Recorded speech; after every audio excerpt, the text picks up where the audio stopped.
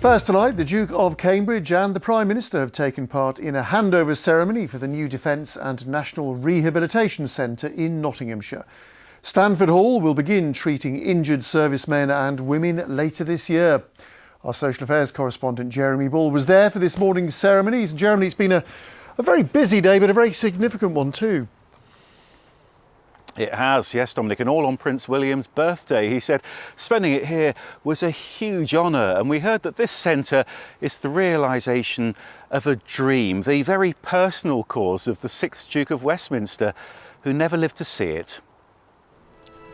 The future king, whose charity appeal for this centre has raised almost £300 million, and the Prime Minister, who formally received Stanford Hall as a gift on behalf of the nation today. This is a remarkable day. There can be no greater gift than giving people the chance to live their lives to the fullest. And for our most seriously injured servicemen and women, that could not be truer. You can see here how Stanford Hall has been transformed in the last 4 years. By 2016, the grounds were a huge construction site. 6 months later, you can see the buildings taking shape. And just look at it now.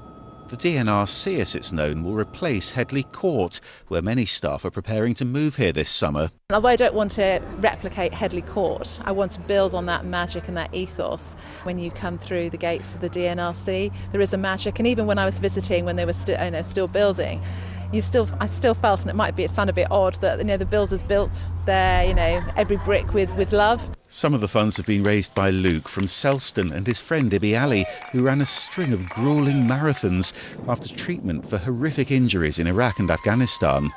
My quality of life is better post-injury, and that's a direct kind of reflection on our nation's clinical rehabilitation. So it will be changing people's lives. It's incredibly exciting because actually, when you think about the people that will potentially come through here, they're currently serving in the armed forces. They may even not be born yet. Here too, Billy Munger, the young racing driver who lost his legs at Donington Park. He's here because they're planning a second rehab complex for civilians. The opportunity to extend to civilians what has been done on the defence side of rehabilitation estate is central to what Gerald Westminster set out to achieve.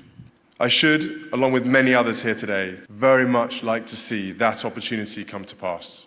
Prince William unveiled this statue too, a tribute to Sir Robert Jones, who developed the surgery and rehab techniques that will transform so many lives here. And what a legacy. They're even looking at using 3D printing technology to produce prosthetic limbs here, mending broken bodies, mending broken minds as well. And the first of around 200 patients should be arriving by the end of this year.